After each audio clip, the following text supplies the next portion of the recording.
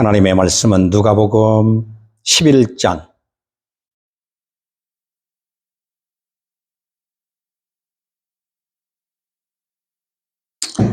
누가복음 11장 45절에서 48절 말씀입니다.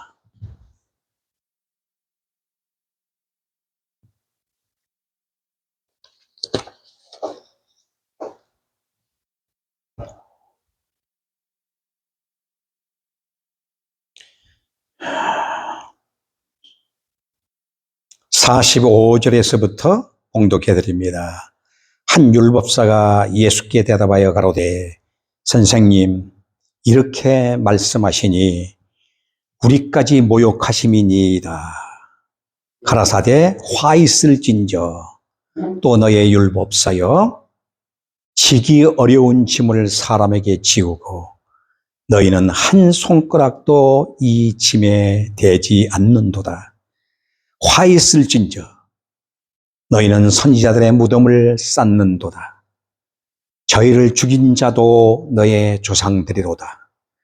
이와 같이 저희는 죽이고 너희는 쌓으니 너희가 너의 조상의 행한 일의 증인이 되어 옳게 여기는도다. 아멘. 48절 말씀까지 공독해 드렸습니다. 오늘 저는 지난주에 이어지는 말씀,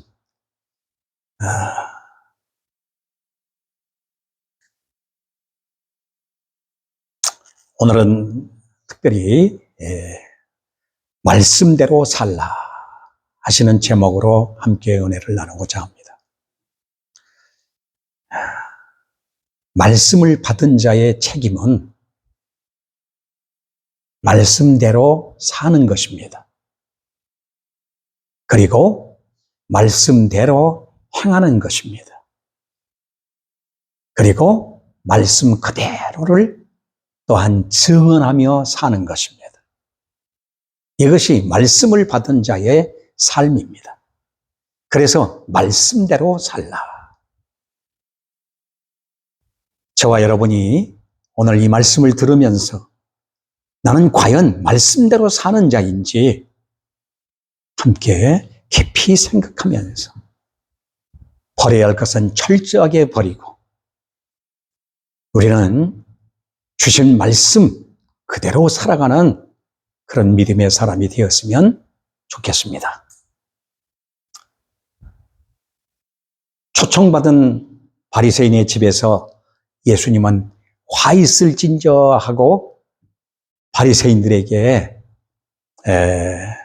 화를 선포하셨습니다. 바리새인 하면은 오늘로 말하면 평신도들을 의미한다라고 볼 수 있습니다. 그러나 유대의 바리새인들은 철저한 신앙 교육을 어렸을 때부터 받아왔기 때문에 바리새인들의 신앙 수준은 일반적으로 볼 때에 아주 높다라고 여길 수가 있습니다. 그래서 이 화를 선포하니까 바리새인 집에 있던 율법사가 가만히 듣고 있다가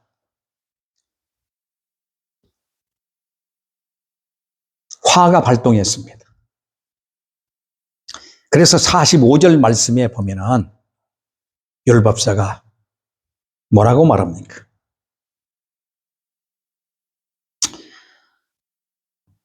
우리까지 모욕하심이니이다 라고 반박하고 있습니다. 율법사는 일명 서기관이라고도 말하고 유대교회의 율법을 전문적으로 해석하고 가르치는 지도자를 율법사라고 말합니다.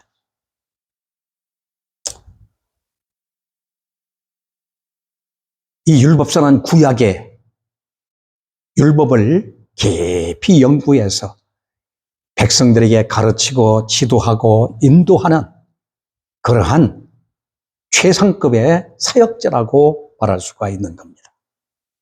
오늘로 말하면 성경을 연구하고 가르치는 신학자요, 교수요, 목사라고 할 수가 있습니다.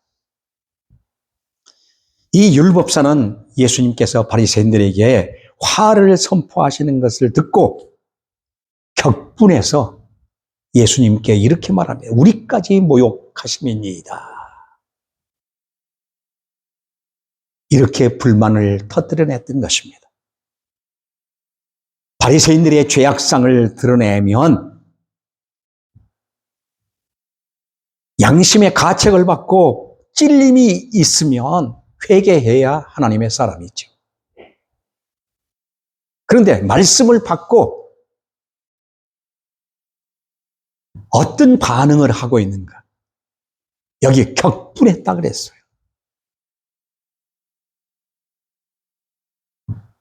불만을 토로했다 그랬어요. 오늘 우리는 하나님의 말씀을 받고 회개의 자리에 들어가야 성도입니다.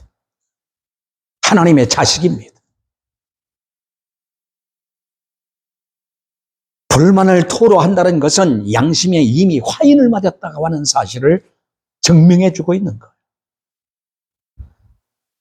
오늘 우리의 마음이 하나님의 음성으로 들려지면 회개의 무릎을 꿇는 것이 진짜 하나님의 사람인 거예요.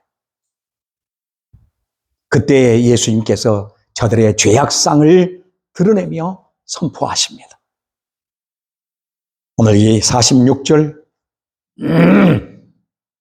보면은 뭐라고 말씀합니까? 가라사대 화 있을진저 너의 율법사여라고 말씀하시면서 지기 어려운 짐을 사람에게 지우고 이렇게 말씀하고 있습니다. 지기에 어려운 짐을 짐겨주었다는 얘기입니다. 율법 자체가 아니라 율법과 장로들의 유전과 율법사들의 해석을 한마디로 말하고 있는 표현입니다. 이들은 자신들의 율법 해석이 율법보다 우월하다고 생각했습니다. 그리고 장로들의 유전이 어떤 것보다 중시되었던 저들의 생활 습관은 그것이 바로 마치 신앙의 기본인 것처럼, 신앙의 기틀인 것처럼 잘못 여기고 전파하고 있었던 겁니다.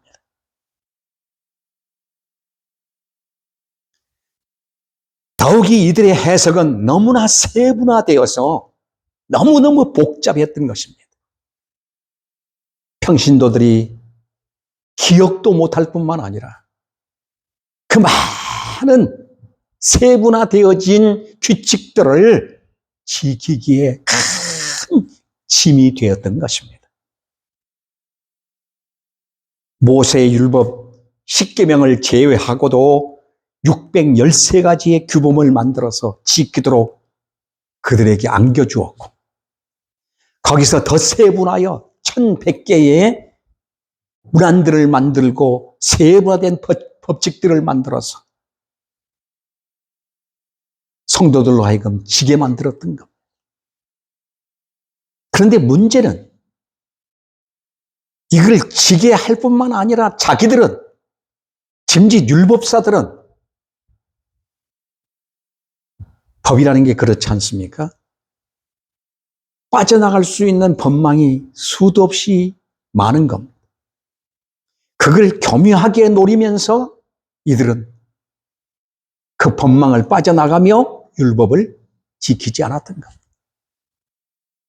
수없는 세분화되어지는 법칙들을 만들어 놓고 성도들에게는 무거운 짐이 되도록 만들어서 기진맥진할 수밖에 없도록 만들어 놓고 자신들은 벗어 던지고 하나도 지키지 않으면서 그 자리에서 대접받고 그 자리에서 자신들은 그 권위와 능력을 인정받으려고 했던 자들입니다.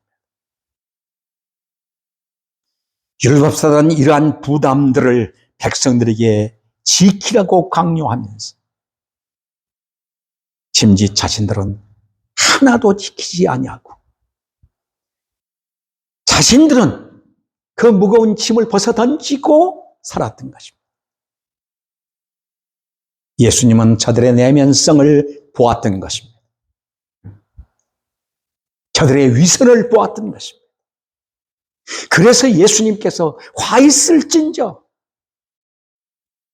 하시면서 지기 어려운 짐을 사람에게 지우고 너희는 한 손가락도 이 짐에 대지 않는도다. 이렇게 말씀하고 있습니다.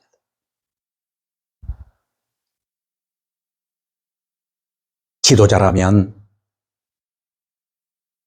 적어도 먼저 그 짐을 짊어지고 가야 합니다. 그게 지도자입니다. 지도자라면 먼저 앞서 실천하고 그 말씀의 뜻대로 살아야 하는 것이 바로 지도자입니다. 그런데 저들은 여기 주님께서 지적한 것이 한 손가락도 그 짐에 대지 않는다고 말씀합니다.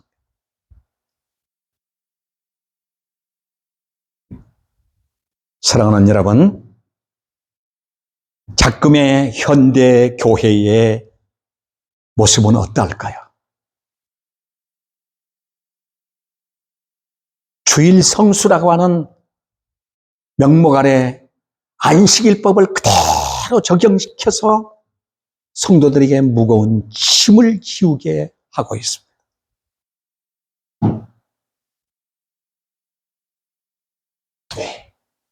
안식일법에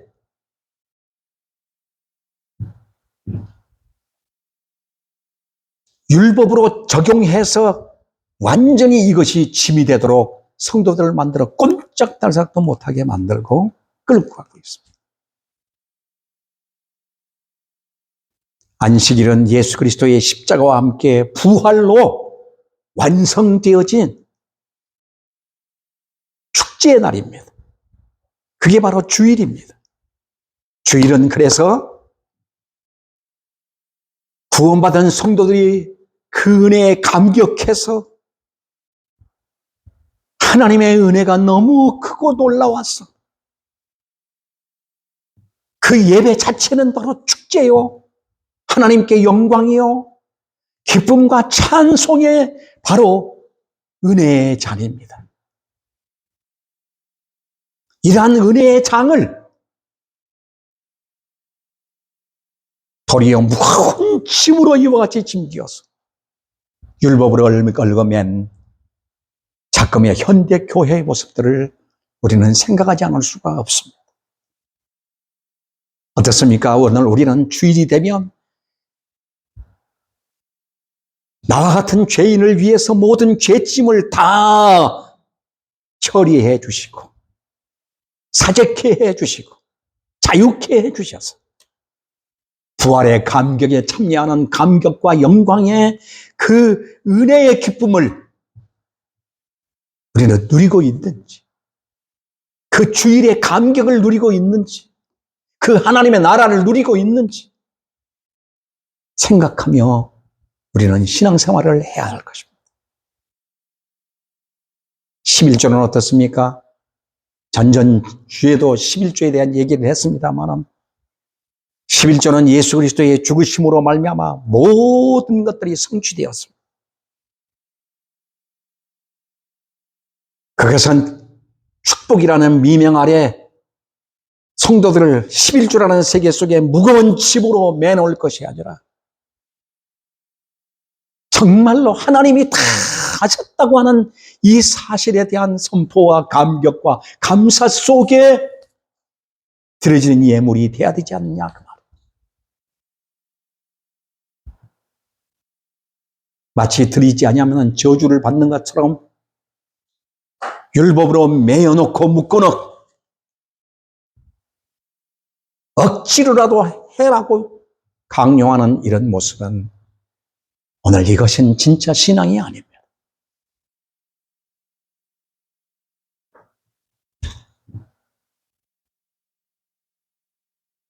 오늘 우리가 예배하는 신앙생활은 축제입니다. 파티입니다. 기쁨과 영광입니다. 찬송과 참으로 감격스러운 은혜의 잔치인 것입니다. 이것이 바로 주일의 영광이고 11조의 기쁨이고 감사의 기쁨인 것입니다. 또한 교회라고 하는 미명 아래 예배당을 갖다가 예배의 처소를 갖다가 성스럽게 이와 같이 율법으로 묶어놓고 성전이라고 하는 이러한 잘못된 짐을 만들어서 성도들로 하여금 꼼짝하지 못하도록 하고 있습니다. 성전은 모인 무리꼴 우리들 자신이 다 성전인 겁니다. 예수 그리스도가 내주에 계시는 그곳이 바로 성전인 것입니다. 그런데 건물을 마치 성스러운 성전인 것처럼 이와 같이 우상화 시켜왔습니다. 무거운 짐으로 묶어놓고 일주일 내내 문 닫아놓고 주일만 문 여는 이런 교회당으로 잘못 전개되고 있는 것을 볼 때 오늘 우리는 한 번쯤 생각하며 우리의 신앙의 참된 자리가 어디인가를 알고 살아가야 된다고 하는 것. 깊이 생각해야 될 줄 믿습니다.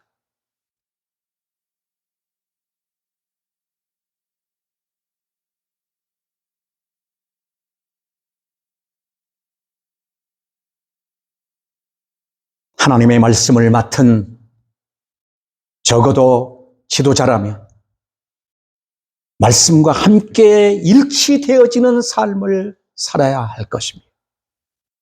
강단에서 외치는 외침의 설교와 함께 내려가서도 똑같은 삶을 살아야 되고 이 감사와 이 감격과 이 축제가 우리의 삶의 현장에서 그대로 일어나야 될 줄 아는 것입니다.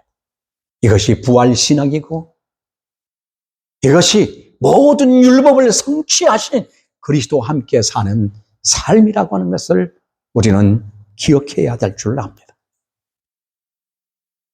둘째는 47절 말씀에 이렇게 말씀하고 있습니다. 화 있을진저 또 화를 선포하고 있습니다. 너희는 선지자들의 무덤을 쌓는도다라고 말씀하고 있습니다. 이러한 죄악성을 지금 지적하면서 선포하고 있는 겁니다. 회개를 촉구하고 있는 겁니다. 율법사들은 선지자들이 자신들의 조상으로부터 죽임을 당하여 묻힌 무덤을 다시 쌓고 거기다가 비석을 세워 선지자들의 신앙적 정신을 계승한 것처럼 선전하고 있지만 그것은 자신들의 위선적인 죄악을 은폐하려는 수단이었다고 예수님은 그들의 죄악상을 지적하고 있는 겁니다.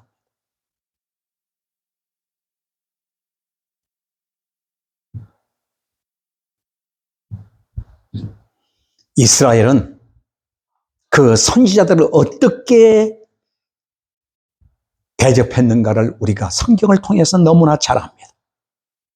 첫 선지자 아벨로부터 최초의 선지자가 바로 누구냐? 아벨입니다. 아벨은 첫 새끼 양을 드려 하나님께 제사 드린 사람.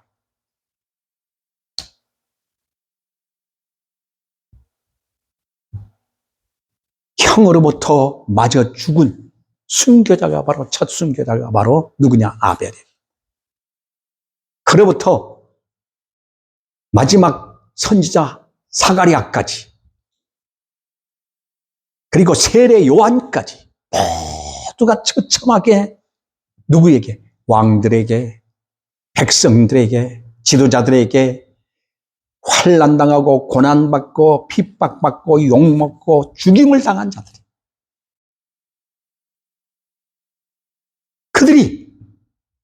하나는 누구예요?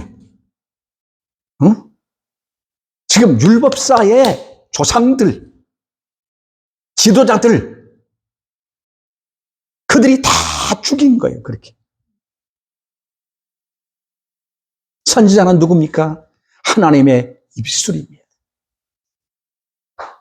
하나님의 대언자입니다. 하나님이 보내서 저들의 죄악상을 철저하게 파헤치고 저들을 회개시켜 하나님께로 돌이키라고 보낸 자들입니다. 그런데 선지자가 보내어서 외치는 쓴소리는 다 저들이 싫어했다는 겁니다. 회개하라고 하는 죄악상을 드러내면 드러날수록 저들은 분개하며 선지자들을 향해서 돌을 던졌고 선지자들을 죽음으로 몰아넣고 선지자들을 고발하고 선지자들을 핍박하고, 이게 바로 구약 교회의 모습이에요.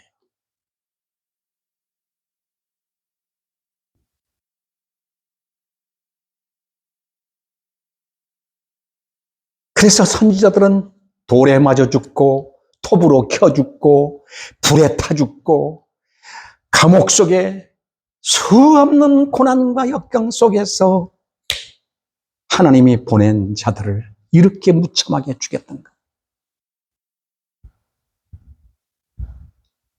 그런데 짐지 율법사들은 뭐라고 말합니까? 그들의 후손들은 이렇게 얘기합니다. 이와 같이 저희는 죽이고 너희는 쌓으니 그랬습니다. 너희는 쌓으니. 이 쌓은단 말은 뭐예요? 지나고 보니까 선지자들의 말이 옳았다 하면서 그 후손들이 무덤을 크게 만들어 놓고 선지자라고 받들고 있다는 것. 그리고 거기다가 비석을 세워놓고 누구누구 선지자는 이렇게 하나님의 말씀만을 외치다가 이 백성을 살리기 위해서 이렇게 살았다라고 외치면 비석 세워놓고 마치 신앙을 계승하는 것처럼 위장해서 이렇게 저들은 가증스럽게 신앙생활하고 있다는 거예요. 예수님이 저들의 전곡을 찌르면서 회개를 촉구하고 있지만 쓴소리 앞에 도리어 분개하고 있다는 것에 개탄하지 않을 수가 없습니다. 쓴 것은 입에도 달다고 해요. 입에도 쓰다고 그랬어요. 쓴 것은 입에 쓰지만은 먹고 나면 그게 바로 양약이 된다. 하나님의 말씀은 그래요. 쓴 것 같지만은 우리에게 바로 생명이고, 우리에게 영생이고, 우리에게 진정한 은혜요 복인 것입니다. 그래서 말씀을 받은 자의 책임과 의무는 바로 뭐냐? 그 말씀을 소화시키는 겁니다. 내 말씀으로 소화시키는 겁니다. 왜 굽이 갈라진 짐승을 하나님이 예물로 택해라고 말했을까요? 제사의 제물로 택하라고 말했을까요?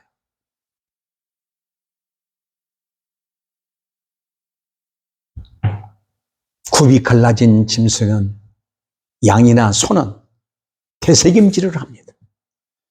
하나님의 말씀을 들은 성도는 말씀을 되새김질해서 생명을 삼고 영생을 삼고 힘을 삼고 능력을 삼고 살아야 한다고 하는 사실입니다.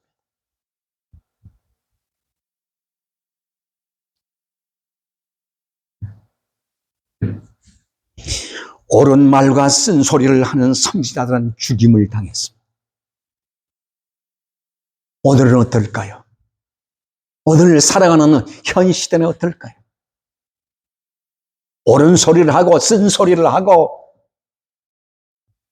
참된 복음을 외치는 종들은 외면을 당하고 대접받지 못한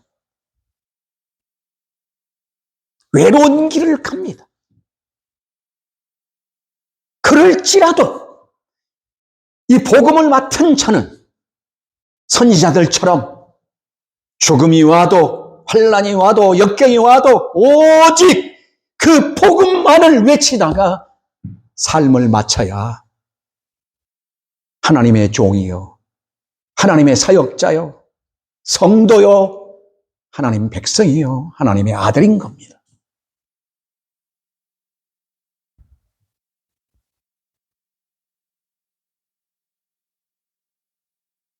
이제 예수님께서 너희는 지금까지 모든 선지자를 모은 것보다 더 큰 선지자, 즉 하나님께서 마지막 보내신 선지자 예수 그리스도가 너희 눈앞에 있어도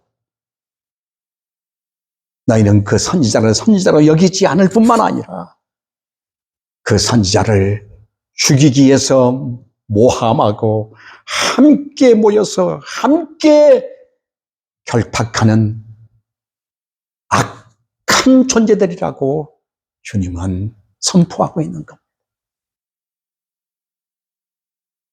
모든 선지자를 대표해서 마지막 선지자이신 예수 그리스도가 이 땅에 오셨지만 하나님이 그리스도를 이 땅에 보냈는데 저들은 그리스도를 배척하고 그리스도를 저버렸다는 것.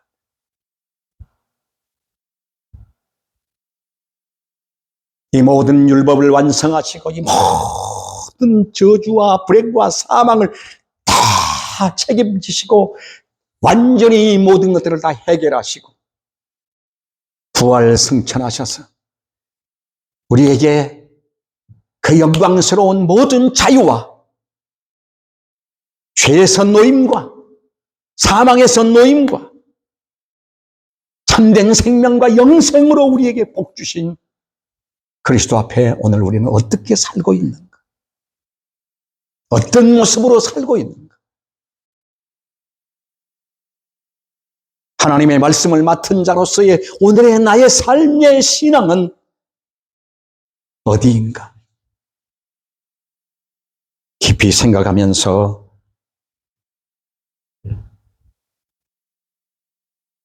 우리는 이러한 전철을 받고 살아가는 존재가 되지 않아야 할 것입니다. 외적인 경건에만 치중하고 있지는 않은지, 내적 경건은 내가 버리고 살지 않는지, 나는 과연 저들보다 경건이 낫다고 여겨지는지 한번 깊이 생각하면서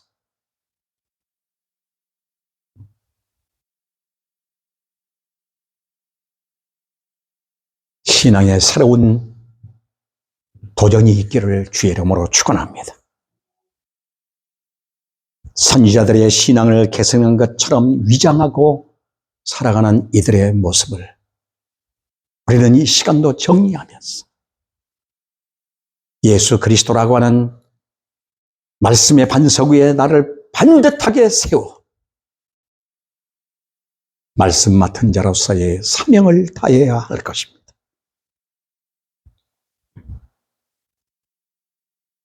선지자를 위한 척 하지만은 저들은 살인자라고 했습니다. 내 입술로는 주여 주여 하면서도 나는 살인자가 아닌지 말로, 행동으로, 생각으로 우리는 살리는 자가 되어야 할 것입니다. 말씀을 맡은 자는 살리는 자입니다.